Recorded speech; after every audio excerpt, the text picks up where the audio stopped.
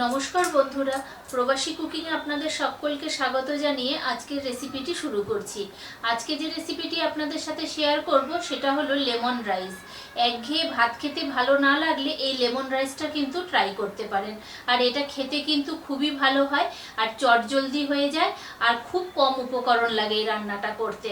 তো চলুন দেখে নিন আমি কিভাবে একদম ঝরঝরে লেমন রাইস তৈরি করছি। আশা করি আপনাদের সবার খুব খুব ভালো লাগবে। সবাই প্রথম থেকে শেষ পর্যন্ত দেখবেন, কেউ স্কিপ করবেন না। আর আমার রান্নাগুলো যদি আপনাদের ভালো লেগে থাকে তাহলে অবশ্যই আমার চ্যানেলটাকে সাবস্ক্রাইব করে পাশে থাকা বেল আইকনটা টিপে দেবেন, যাতে আমার দেওয়া সমস্ত নোটিফিকেশন আপনাদের কাছে সবার আগে পৌঁছে যায়। আর প্রচুর লাইক, কমেন্ট, শেয়ার করবেন। লেমন রাইস বানানোর জন্য এখানে বাসমতি রাইসটাকে আমি আগেই রান্না করে নিয়েছি। প্লেন তেল, সাদা তেল আর একটুখানি নুন দিয়ে ভাতটাকে আমি করে নিয়েছি। তো লেমন রাইস করার জন্য কড়াইতে সাদা তেল দিয়ে দিয়েছি। তেলটা গরম হয়ে গেছে। এবারে তেলের মধ্যে আমি খানিকটা চিনেবাদাম ভেজে নেব।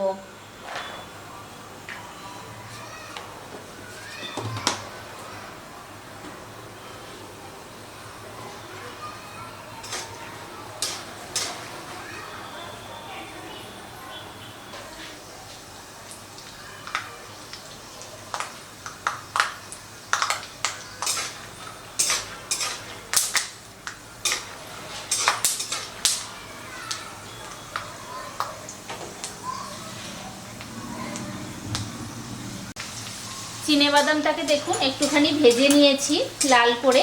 এবারে চিনেবাদামটাকে আমি তুলে রেখে দেব।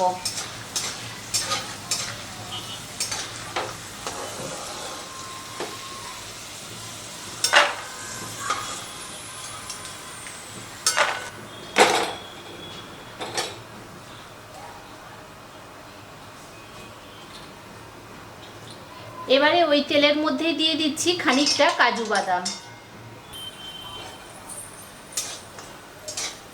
তো কাজু বাদামটাকেও হালকা করে ভেজে নেব।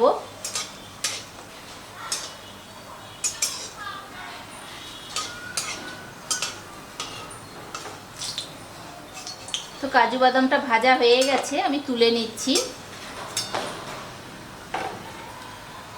এবারে এখানে যে সাদা তেল আছে এই তেলের মধ্যে আমি দিয়ে দিচ্ছি খানিকটা কালো সর্ষে।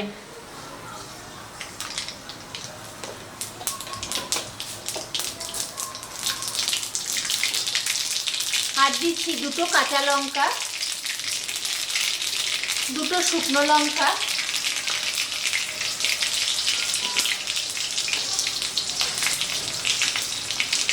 খানিকটা বিউলির ডাল,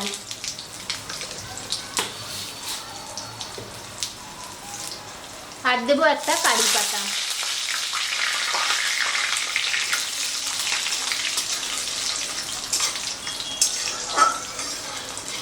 তো ফোড়নটাকে ভালো করে ভেজে নিয়েছি।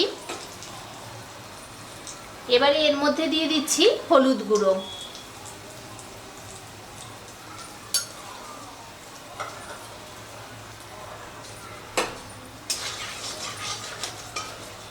হলুদটাকে দিয়ে ভেজে নিয়েছি। এবারে এর মধ্যে যে ভাতটা আমি রেডি করে রেখেছিলাম ওই ভাতটাকে আমি এর মধ্যে দিয়ে দেব।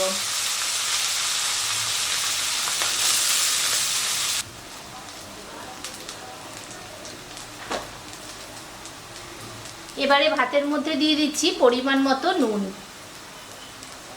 নুনটা কিন্তু অবশ্যই আপনারা আপনাদের স্বাদ অনুসারে দেবেন।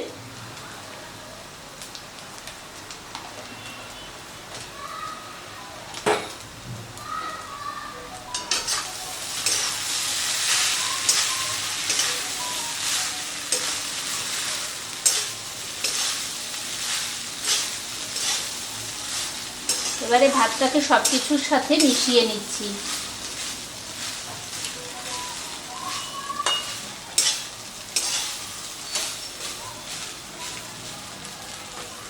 এবারে যে ভেজে রেখেছিলাম বাদামগুলো ওইগুলো আমি এর মধ্যে দিয়ে দিচ্ছি।